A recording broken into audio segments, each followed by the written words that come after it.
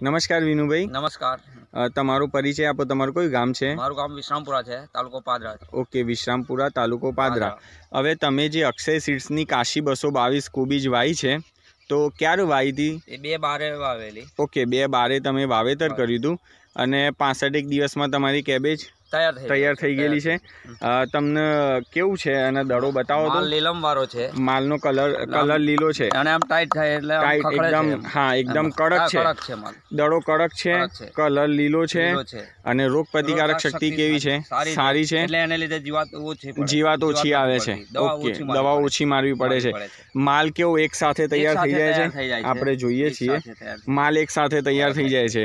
તો તમે જે કાશી 222 કોબીજ વાવી છે, તો એનો અનુભવ તમને કેવો રહ્યો? મને સારો રહ્યો। 65 દિવસમાં રેડી થઈ ગયા છે અને આવતા વર્ષે વાવવું હોય તો વવાય? હવે વાવી શકાય ને?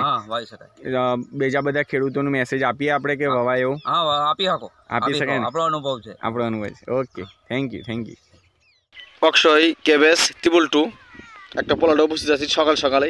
আপনারা সবাই দেখতে পারতেছেন, আমি এক সাইড থেকে দেখা যায় বাতর দেখাতেছি। আমি দেখেন বান্দা কি মিলাই গেছে, এই দেখেন কি সুন্দর বান্দা, এই দেখেন সব বান্দা হয়ে গেছে, কোনো একটা বান্দা মিস মারা নাই।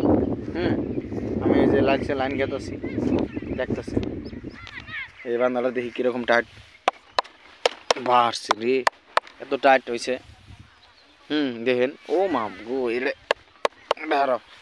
এই যে টাইট খুবই ভালো, আকার